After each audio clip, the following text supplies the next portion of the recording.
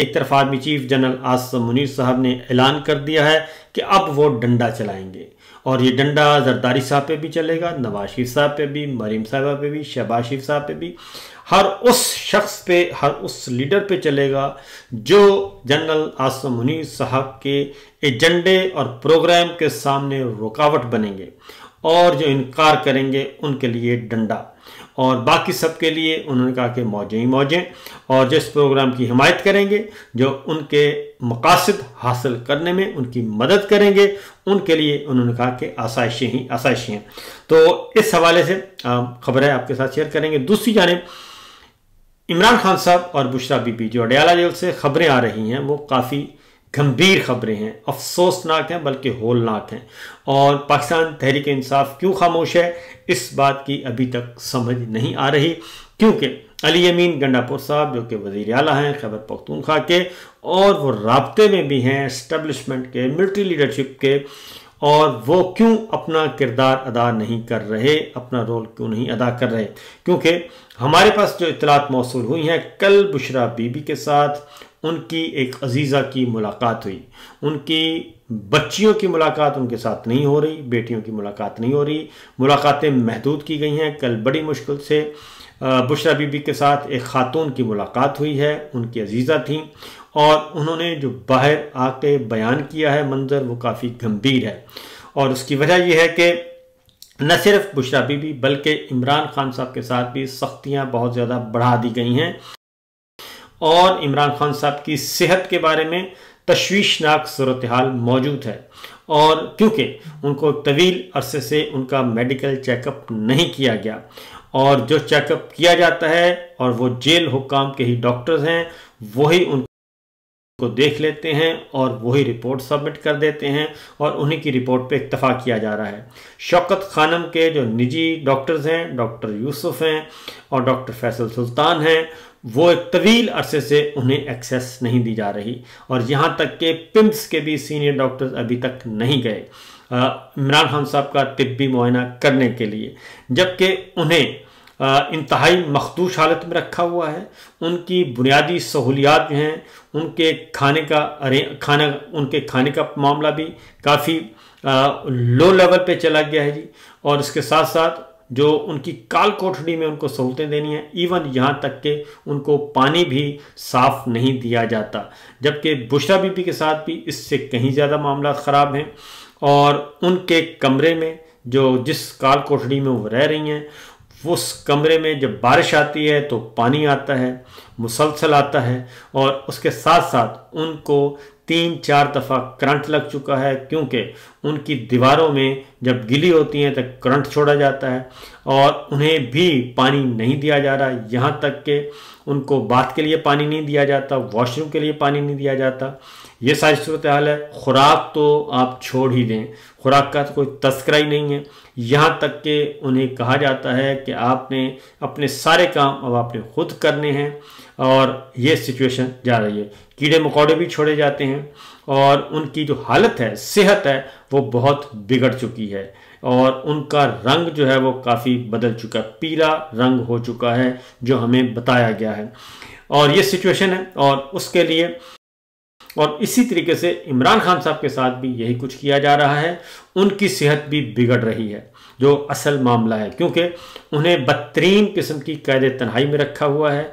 उनको कोई किताब नहीं दी जा रही, अखबार नहीं दिया जा रहा, टीवी की सहूलत वापस ले ली गई है, और उन्हें जेल हुकाम से कई दफ़ा कहा है कि उन्हें सिर्फ किताबें ही ला दें, क्योंकि बहुत सारी किताबें जो हैं वो उनकी फैमिली ने पहुंचाई हुई हैं, लेकिन जेलर जो है वो किताबें इमरान खान साहब तक नहीं पहुंचा रहा। तो ये मामला है, और सबसे तशवीशनाक सूरत हाल मैं आपको बता रहा हूँ कि इमरान खान साहब का और बुशरा बीबी का ये है कि पाकिस्तान तहरीक इंसाफ, उनकी पार्टी के लोग क्यों मुतहर्रिक नहीं हो रहे। अवाम मुतहर्रिक हैं तो वो क्यों नहीं मुतहर्रिक हो रहे। तो मैं एक ज़रूर ये बात करूँगा कि अलीमा खान साहिबा हों, डॉक्टर उज़्मा हों, नौरीन खान साहिबा हों, वो ज़रूर हर सूरत में इमरान खान साहब के साथ मुलाकात करें और उनका हाल अहवाल चेक करें, और बुशरा बीबी को भी चेक करें, क्योंकि कोई गड़बड़ भी हो सकती है। तो बहरहाल जी, ये हमारा फ़र्ज़ है कि हम ये आवाज़ ज़रूर पहुँचाएँ, क्योंकि इमरान खान ने पाकिस्तान की खिदमत की हुई है और उनका दामन साफ है, कोई करप्शन नहीं की, और एक इंतकामी ज़ाती इंतकाम, ज़ाती हसद, ज़ाती बुग़्ज़ का वो शिकार हैं और इसके अलावा उनका कोई कसूर नहीं है। अगली खबर जो है वो जनाब जनरल आसिम मुनीर साहब, क्योंकि वो कहते हैं मैंने डंडा चलाना है, तो लग रहा है कि वो इमरान खान साहब को सामने दिखाएंगे और सबको डराएंगे कि देखिए मैंने इमरान खान साहब को जेल में बंद रखा हुआ है, अगर वो जा सकते हैं तो मैं आपको भी अंदर भेज सकता हूँ जेल में। तो इसलिए क्यों वो ये सारा कुछ कह रहे हैं, डंडे का क्यों, फैसल वाडा साहब आए हैं मैदान में और उन्होंने ये पैगाम देना शुरू कर दिया है। एक प्रोग्राम में बैठते हैं टीवी के, फिर दूसरे, फिर तीसरे, फिर चौथे, और नंबर 1 ये कि वो कहते हैं कंटिन्यूशन रहेगी और एक्सटेंशन नहीं होगी। कंटिन्यूशन का मतलब है कि जनरल साहब जारी और सारी रहेंगे, उन्हें कोई हटा नहीं सकेगा। इसलिए नोटिफिकेशन जो है वो कहते हैं कोई इशू नहीं है, एक्सटेंशन का नोटिफिकेशन जनरल साहब जितना चाहेंगे उतना हो जाएगा। और ये सब कुछ फैसल वाडा साहब की, यस, और फैसल वाडा साहब ने ही कहा है कि डंडा चलाने का मकसद क्या है, वो अगली बात आपको बता देता हूँ कि एक 10 साल का प्रोग्राम जो है वो बिल्ला थैले से बाहर आ चुका है और अब पाकिस्तान का सियासी निज़ाम वो कहते हैं हमने बदलना है। और पाकिस्तान का सियासी निज़ाम बदलने के लिए सबसे पहले सूबे जो हैं वो ज़्यादा तादाद कर दी जाएगी। बलूचिस्तान में भी नए सूबे और हर डिवीज़न को सूबा बना दिया जाएगा। एक बलूचिस्तान के बजाय 5 बलूचिस्तान निकल आएंगे। इसी तरीके से जो डिवीजन्स हैं, डिवीजनल हेडक्वार्टर पंजाब में हैं, उनके भी सूबे बना दिए जाएंगे। बहावलपुर डिवीजन का एक सूबा, डेरा गाजी खान डिवीजन का एक सूबा, मुल्तान डिवीजन का एक सूबा, साहिवाल डिवीजन अगला फिर बनाया जाएगा, फिर लाहौर डिवीजन का बनाया जाएगा, फिर रावलपिंडी डिवीजन का बनाया जाएगा। इस तरीके से सूबे ही सूबे बना दिए जाएंगे, हर डिवीजन को सूबे का दर्जा दे दिया जाएगा। ये जो 27वीं आईनी तरमीम है उसके लिए माहौल साजगार बनाया जा रहा है। ये तो पंजाब के भी एक पंजाब नहीं बल्कि हो सकता है 10 पंजाब बना दिए जाएं, 15 पंजाब भी बनाए जा सकते हैं। उसके बाद बलूचिस्तान में भी हर डिवीजनल हेडक्वार्टर को सूबे का दर्जा दे दिया जाएगा और फिर सिंध में भी कराची को अलहदा सूबा बना दिया जाएगा। फिर सिंध का अंदरून सिंध और सांगड़, हैदराबाद और अंदरून सिंध के जरा उनको भी तकसीम किया जाएगा, उनके भी मज़ीद सूबे बनाए जाएंगे और उनको भी डिवाइड कर दिया जाएगा। फिर खैबर पख्तूनख्वा में भी यही सिचुएशन की जाएगी, क्योंकि जो कबायली इलाका जाते फाटा, साबिका फाटा, उसको ज़म किया गया था खैबर पख्तूनख्वा में। अब खैबर पख्तूनख्वा के भी अंदर 3-4 सूबे बना दिए जाएंगे। तो ये मामला चल रहा है और हो सकता है फेडरल कैपिटल को एक अलग सूबे का दर्जा दे दिया जाए और ये प्लान जारी और सारी है जी, इस पे अमल दरामद आगे बढ़ा करना है। और इसके लिए मैं आपको बता दूं कि ये जो डेवोल्यूशन ऑफ पावर्स के कॉन्सेप्ट के साथ आया जाएगा, ये कोई नया काम नहीं है, ये जनरल मुशर्रफ साहब ने भी शुरू किया था। ज़लई निज़ाम हुकूमत वो लेकर आए थे और डिस्ट्रिक्ट नाज़म लेके आए थे और बड़े शहरों में मेयर होना था, डिस्ट्रिक्ट नाज़म का निज़ाम लेके आए थे।